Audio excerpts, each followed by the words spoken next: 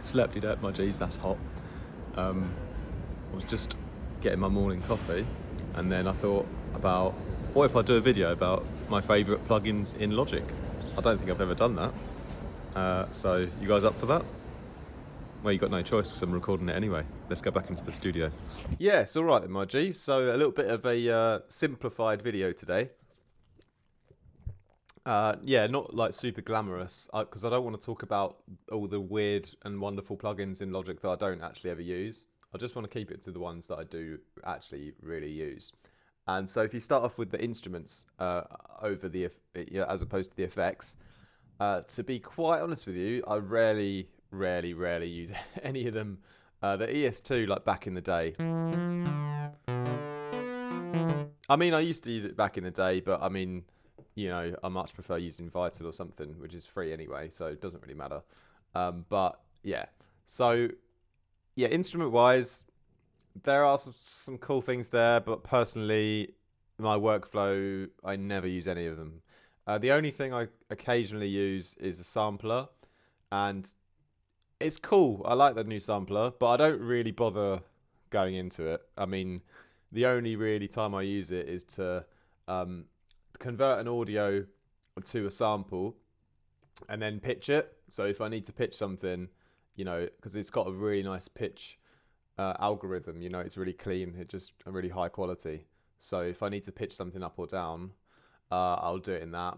You know, if I'm doing that sort of pitching where I don't care that the speed is going to change, like with the natural pitching, because obviously you've got the flex pitch and that, but that, you know, that adjusts the quality to get the same, you know, depending on which mode you're doing. But if you just want to like slow something up or slow something down or speed something up while pitching it, then I'll just yeah, I'll just like I mean, in case you guys don't know, like, bear with me, just in case you haven't like done that before, it's really simple. But bass, yeah, let's just get bass.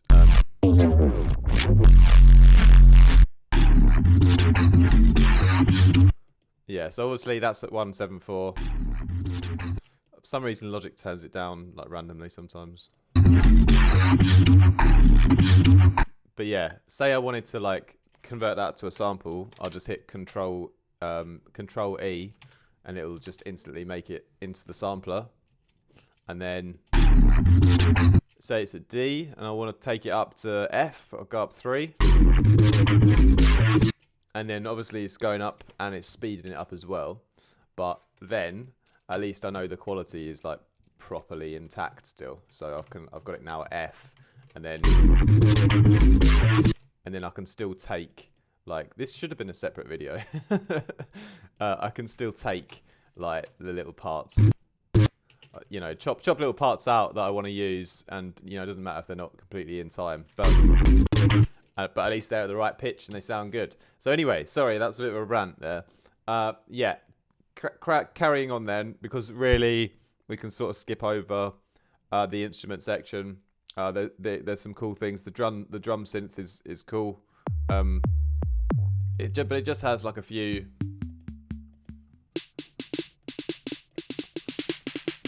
sounds. Like if you're sort of on a laptop and you've got nothing else and like no samples, like to use it for 10 minutes or something, but after that you probably want to move on. The drum kit designer, to be fair, I think that actually has a lot of potential.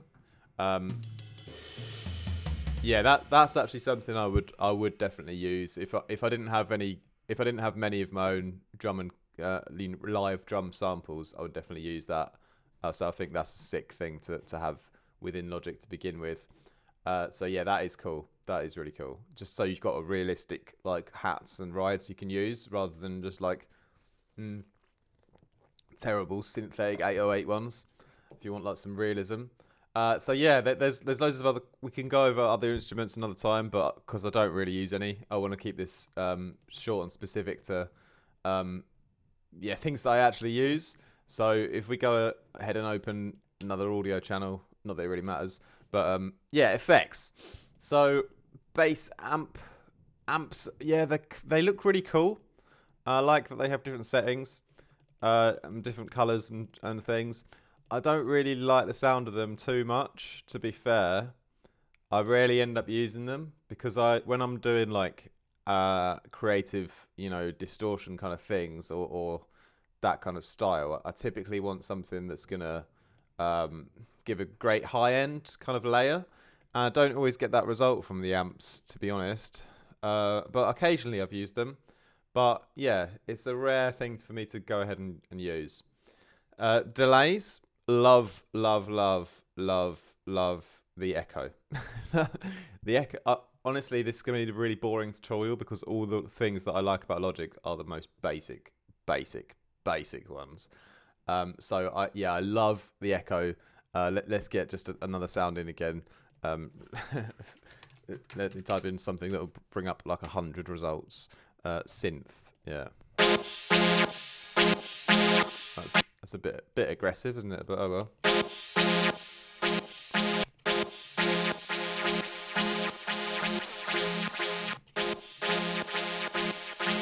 What I like about Logic plugins, especially all the simple ones, is you've got the dry wet separately. So I love that I can just throw them on the channel, add in that extra content without taking away from the original. So I can, if I really wanted to leave the dry up at 100, obviously it's a super loud sound, but. And then I had my delay coming in as well.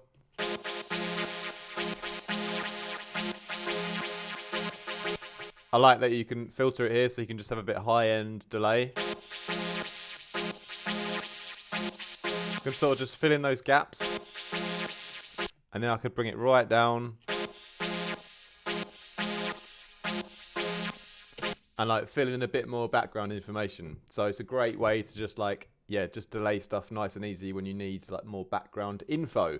So yeah, I love that. And it's super simple to use. I used to love the sample delay, but you get a lot of problems in your mix if you use that. So I'm gonna tell you to not use that, unless you know what you're doing. But yeah, you don't know what you're doing, do you? That's why you need me. You need me to tell you how to do it. No, I'm just kidding. Yeah, I don't really use that one. I just like the echo. I really like the simple ones in Logic. Like I said, echo is great. That's all I really use from the delays. Distortion. Don't really like them so much. I mean, if you're desperate, but this sound is already distorted to the high heavens. So let's just grab like a, I don't know, maybe have I got like a violin, for example? It's so loud. Why is it so loud? It already sounds really loud to me, but maybe it's just maybe it's because it's the morning. Yeah, I mean, if you're desperate and you need to saturate the sound, I guess the overdrive is cool. But yeah, phase distortion. Again, I'm trying to pick at things that I don't really ever use. So yeah, distortions, don't really use any of them, to be honest. I prefer multi-band distortion if I can get my hands on it. Or I prefer just to use a different distortion plugin that I like the sound of more, like Soundtoys Decapitator, or maybe the Kilohertz distortion. Or I'm just really basic, to be honest. Like I'll just use like I prefer often for saturation. I guess I'm moving away from Logic now, but yeah, I guess like Wings Fire or Soundtoys Decapitator. Or maybe a Kilohertz distortion. But yeah, often I'd like to just ruin things with creative distortion. But yeah, overdrive can be cool. Don't really use them too much at all. Dynamics, definitely a cool thing to do. Oh, that's beautiful. That's a bit more dynamic. We can play with that one. Oh, this is... I might turn this into a classical music YouTube channel. Because you can learn a lot from orchestral arrangements for mixdowns, like I've mentioned before. It's really, really, really useful. Anyway, yeah, dynamics. Okay, adaptive limiter, never use it. Compressor, love it. DS, I never use it. Envelope, never use it. Never use it. Never use it. Never use limiters ever, really. Multipressor, that's cool. I would use that. Compressor and the multipressor. So, but mostly the compressor. Beautiful. Love how well, it's a little bit overcomplicated. Like when you first, like there's a few too many buttons. You don't, all this nonsense, I don't know about that.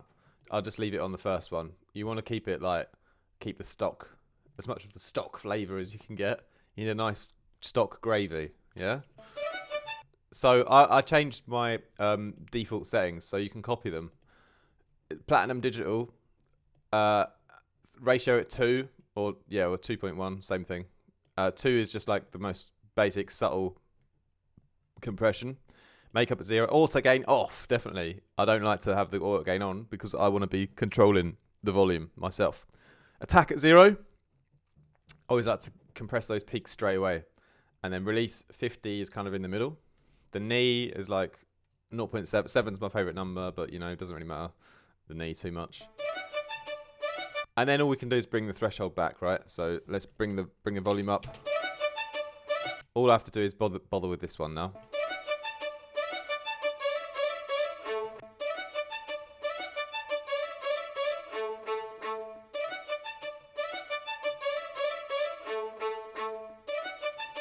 So now it's like, yeah, it's taking down those louder pizzicato parts of the violin and bringing the whole volume a bit like more leveled out. And it just does it in such a way where it's just really no frills, like no colouring. That's what I love about Logic stock plugins, like no colour, no flavour, just like completely just dry. So that's great. Flatten out the audio, like make it a bit more level. If you need to balance it in your mix down, you need it to be more controlled. Just do that. So yeah, absolutely love the compressor. I use that as my main compressor nowadays over like I used to use this Cytomic glue, but I actually like the Logic one more these days. And multipressor again, same thing. Same as the compressor, but if you just want to do it on a particular band. Let's say if you got like you could have like a respace that's got like, you know, when it goes up the keyboard, it suddenly gets really, really bright in the high end on like certain notes.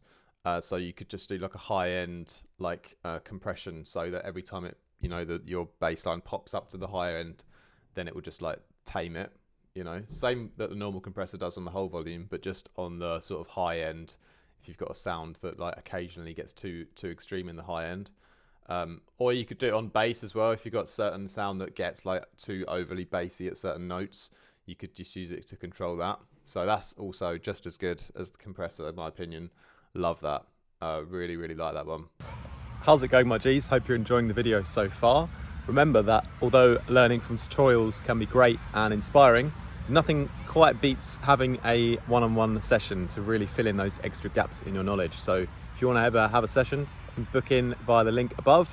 There's package discounts on there, but even if you just want one to start off with to see if the vibe fits your what you're looking for, you can also go ahead and do that. Thanks a lot for watching, and let's get back to the video. Yeah, so that's the dynamics. Like I said, I don't really use limiters because I tend to do like gain staging with volumes and a clipper, which brings me on to the next one. The clipper as well in Logic is sick. Absolutely love that. I don't think that's here yet, but we'll get onto that in a moment. Yeah, EQ next, probably my #1 favorite plugin in Logic. It's got to be the channel EQ. I think it's the best EQ that I've ever used in my life. I think it should win an award for best EQ ever. It's so simple. It's got an analyzer.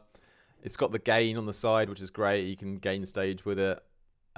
It's got mid-side. The only problem is you have to put a new one on for each. Like if you want to go mid-side, you've got to put a new one on. And your first one, like just a normal stereo EQ. And then your second one, like a side EQ. This is in mono anyway, this sound, I think.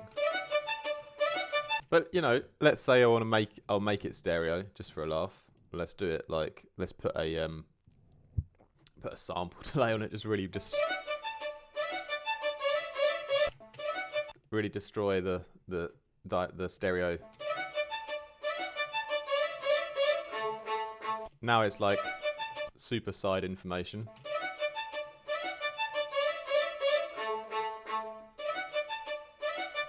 Yeah, I love how it displays the side like and mid separately, so you can see the one in front is always like lit up. So if it's looking at the sides now.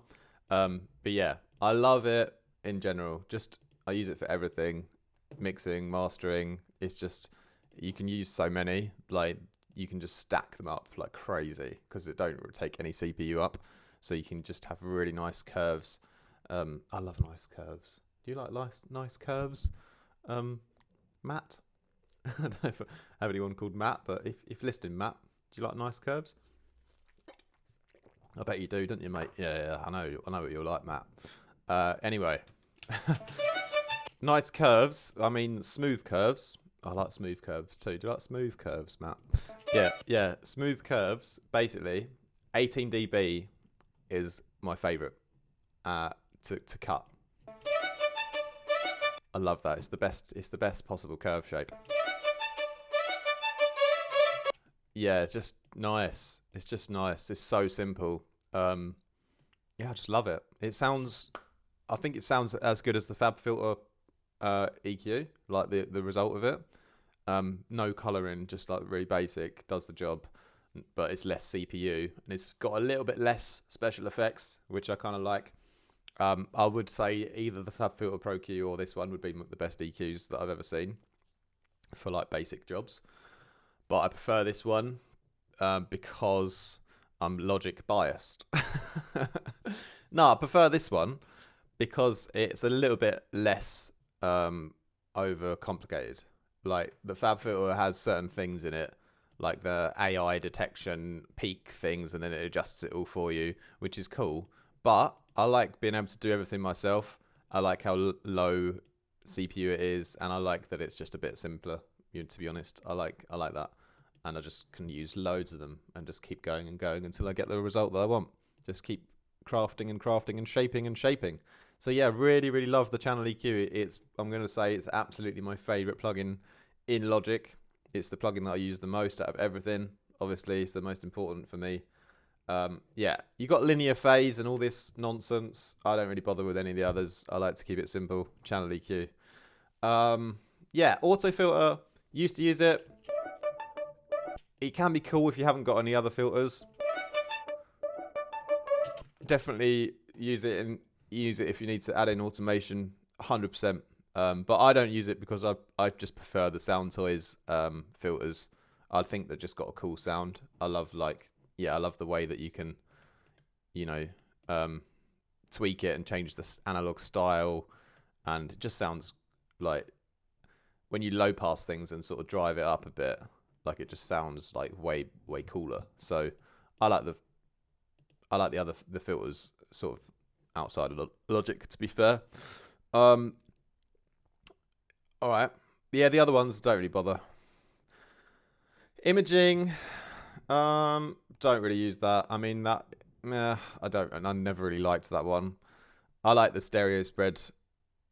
I like to add in stereo naturally, so I don't try and spread things with plugins. I just do it in my arrangement. I spread things with layers, and if I need to narrow things, I like the kilohertz one to narrow stuff. Obviously, I should get a stereo sound. Really, this would be a lot of better tutorial if I had an actual. If I type in vocal, that's probably a terrible thing to write, isn't it?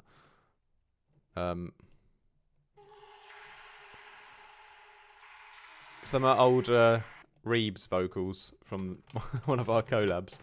Yeah. That's obviously got a bunch of stereo.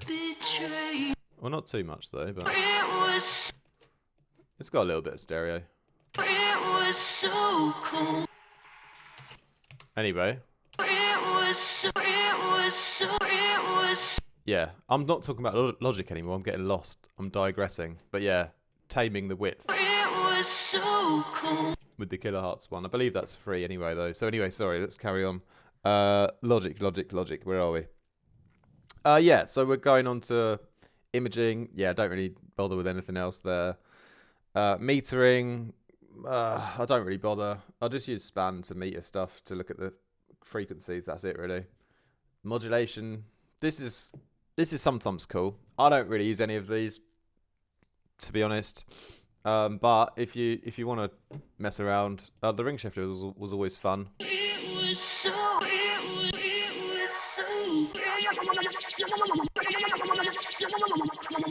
Like the frequency shifter, whatever.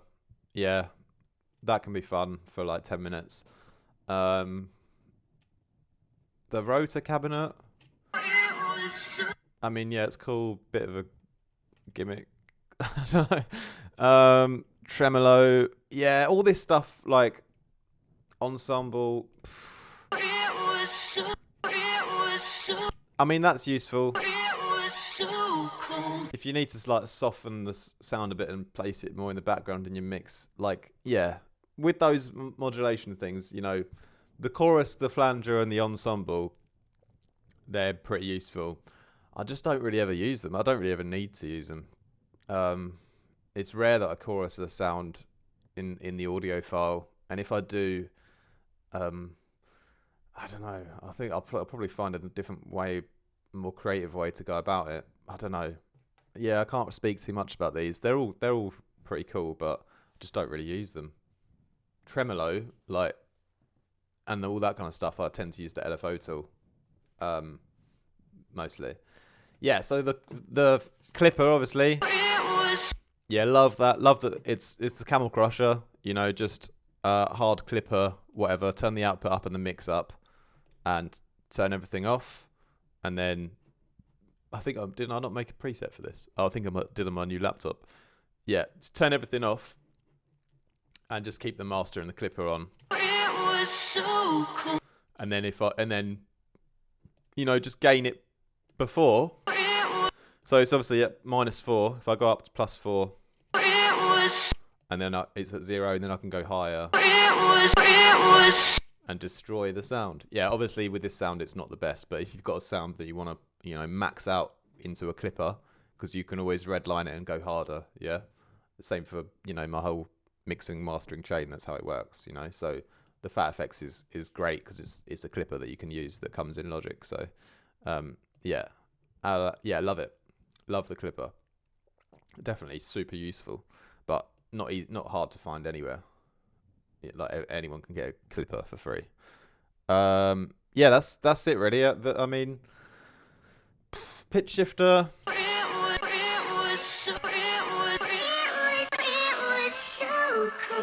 Just difficult to ever get a good result with it, to be honest. Don't really use it. Kilohertz one, I think, gets a bit closer. But yeah, really with pitching, it's about, you know, I like to do it in the sampler, typically. But we are going to move on to my second favourite plugin of Logic, which is the Chrome Reverb. Absolutely love it. It was so cool. There's a preset on here called Reflective Hall. I think it's, I can't remember where it was now. It's, it might just be in the halls here. I think, yeah, Reflective Hall. It looks amazing with the colours. Like, honestly, I think that's the best thing about it. But I like that you can EQ it like in the EQ, obviously.